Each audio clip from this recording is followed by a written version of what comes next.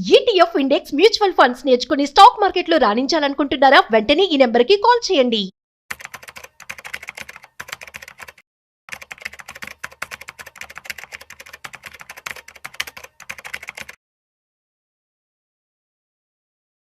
నమస్తే సార్. నమస్తే అండి. సార్, మనం ఈ వీకెండ్ మార్కెట్ అప్డేట్స్ తీసుకుంటే ఈ వీకెండ్ ఎలా ఉంది, నెక్స్ట్ వీక్ స్టార్టింగ్ ఎలా ఉండబోతుంది, ఏదైనా ఒక బెస్ట్ సజెషన్స్ ఇవ్వండి సార్ మన వ్యూవర్స్కి.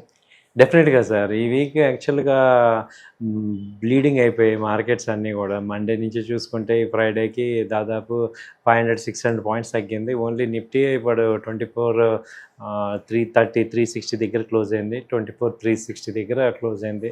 ఇవాళ ఒక్కరోజు 250 పాయింట్స్ దాకా ఫాల్ అయినాయి. అంతకుముందు హై చూసుకుంటే యాక్చువల్గా ఇది 25,500 ఆ రేంజ్ నుంచి మార్కెట్ ఫాల్ అయింది. దాదాపు 1000 పాయింట్స్ 1200 పాయింట్స్ నిఫ్టీ ఫాల్ అయింది. సో అలాగే బ్యాంక్ నిఫ్టీ చూసుకుంటే దాదాపు 2000 పాయింట్స్ ఫాల్ అయింది.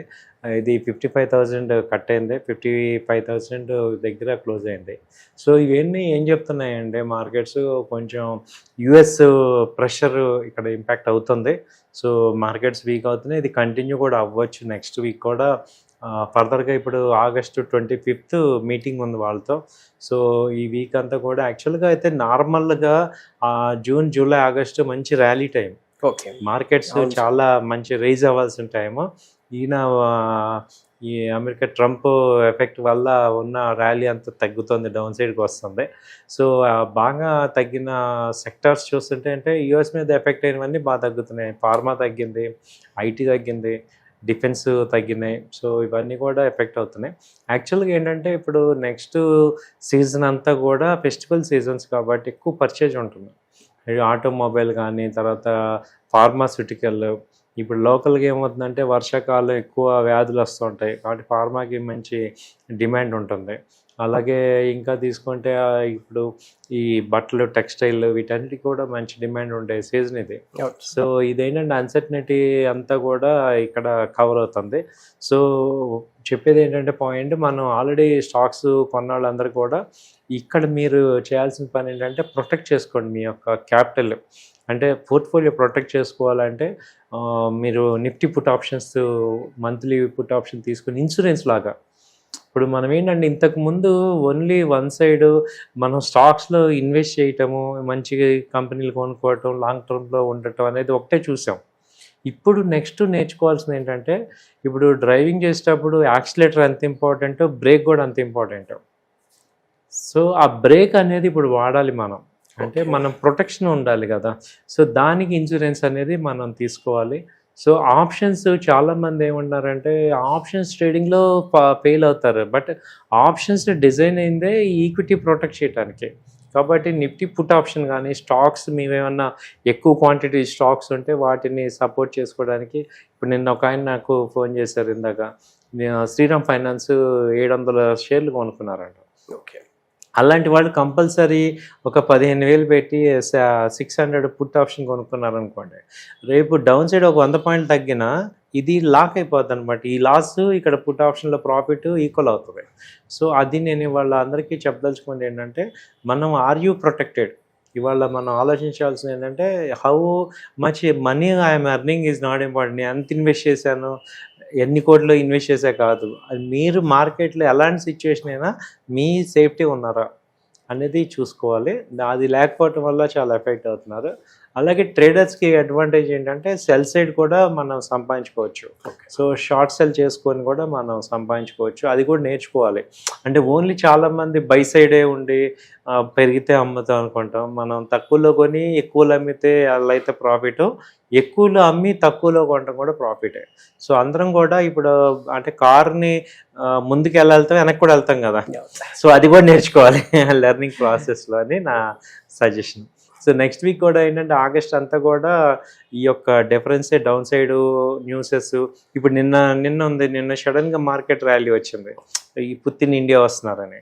సో అలాంటి ఈ యొక్క న్యూస్ బేస్డ్ మీదే ఎక్కువ మూమెంట్ ఉంటుంది. మామూలుగా చూస్తే ఇండియా చాలా బాగుంది పరిస్థితి. 4 ట్రిలియన్ నుంచి ఇప్పుడు థర్డ్ లార్జెస్ట్ 10 ట్రిలియన్ ఎకానమీ.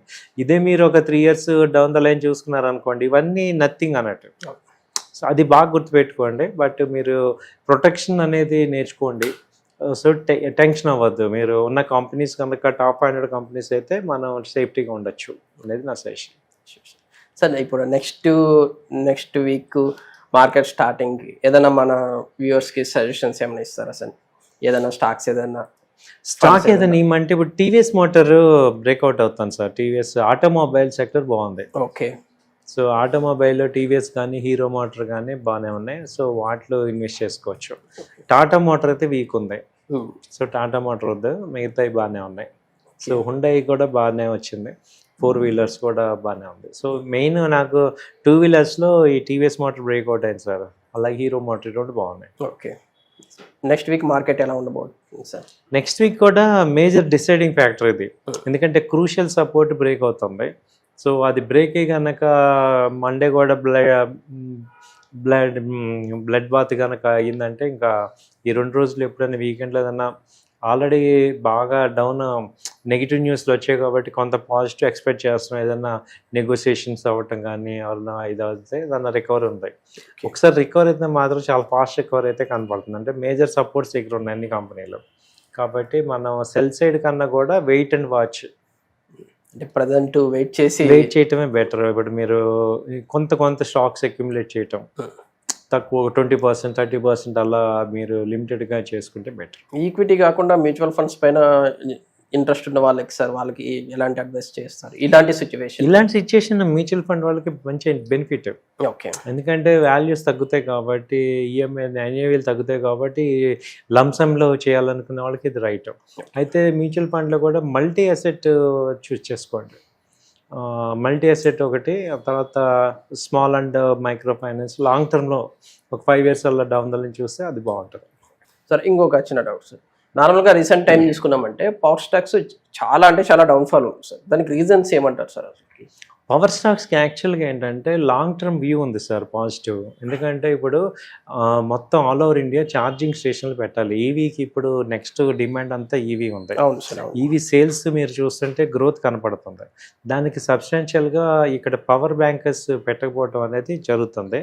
ఇప్పుడు అదాని పవర్ కానీ, Torrent power, Tata power, Reliance power, ఇవన్నిటికి కూడా మంచి డిమాండ్ ఉంది. బట్ ఓవర్ పీరియడ్ ఇప్పుడు రావాలి. ప్రాక్టికల్గా 26, 27 కల్లా ఇవన్నీ మళ్ళీ జూమ్ అవుతాయి. కాబట్టి ఇప్పుడు పడిందని మీరు అక్యుములేట్ చేసుకోండి. ఒక 2 years, 3 years ఆర్జన్లో కనుక మీరు చేసుకుంటే power sector one of the leading sector అవుతుంది. ఎందుకంటే ఇండియాలో కన్జంప్షన్ పవర్ సరిపోదు. ఇప్పుడు ఆ ఈవీస్కి వచ్చేసామంటే బ్యాటరీ బ్యాకప్ ఇవన్నీ కావాలి. సో కంపల్సరీ పవర్ సెక్టర్ మాత్రం మీ పోర్ట్ఫోలియో ఒక 20-30% పెట్టుకోండి. Thank you sir. Thank you.